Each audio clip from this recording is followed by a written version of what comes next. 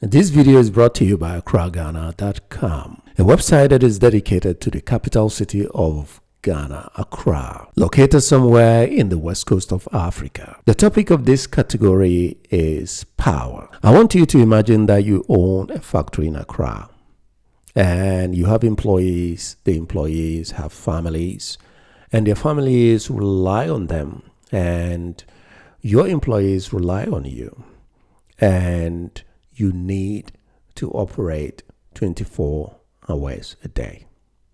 And one of the things that you really need to have a lot of is, of course, power. These workers pack 20 tons of fruit per day for export. It's a 24-hour, temperature-controlled operation at the Blue Skies factory on the outskirts of Ghana's capital, Accra. They're using generators more and more because electricity from the grid is erratic and infrequent. This qualifies as a problem, a huge problem, okay? Or you could say this is something that no capital city should have. It's a kind of problem that can easily be solved because other cities have solved this problem.